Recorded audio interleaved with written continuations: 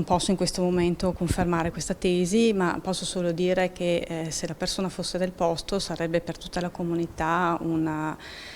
dolore ancora più grande, ma più grande soprattutto perché appunto c'è stato il mancato soccorso alla ragazza e quindi questo ferisce insomma, ci fa star male tutta la comunità. Questo è il commento del primo cittadino a pochi minuti dalla notizia che il pirata responsabile di aver travolto e ucciso la giovane Angela senza soccorrerla farebbe parte proprio di quella comunità Arzignano che si è adoperata tanto attivamente affinché il colpevole venisse smascherato. Una caccia all'uomo in cui la collaborazione dei residenti è stata fondamentale, in particolar modo grazie alle immagini delle telecamere di abitazioni private che hanno fornito tasselli in più per ricreare quella rete di transito del veicolo che ha investito la giovane studentessa del Liceo Da Vinci. Immagini che incrociate con quelle di videosorveglianza comunale e dati di targa system hanno permesso di risalire alla vettura. Sono riusciti grazie a delle telecamere, anche a delle segnalazioni, informazioni arrivate dai cittadini, che ringrazio ovviamente, e poi grazie alla Targa System, questo sistema che abbiamo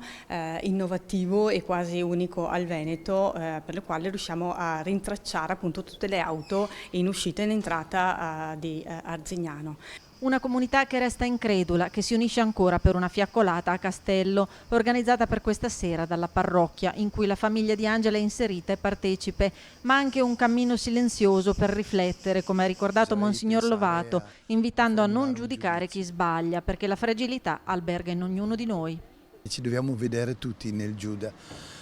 Ci dobbiamo vedere tutti di fronte a una tragedia incapaci di accettare la verità, di affrontarla subito e quindi lungi da noi a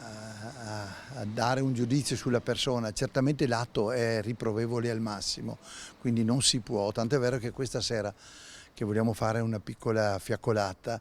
e vorremmo farla in silenzio e fermandoci sul posto dell'incidente. Siamo tutti anche i fragili che sbagliano e che poi devono affrontare l'errore. Una preghiera silenziosa dal parco di Via Pozzetti al luogo dell'incidente, a pochi metri dall'abitazione di Angela, dove oggi campeggiano fiori e messaggi per fare coraggio alla famiglia a superare questo momento.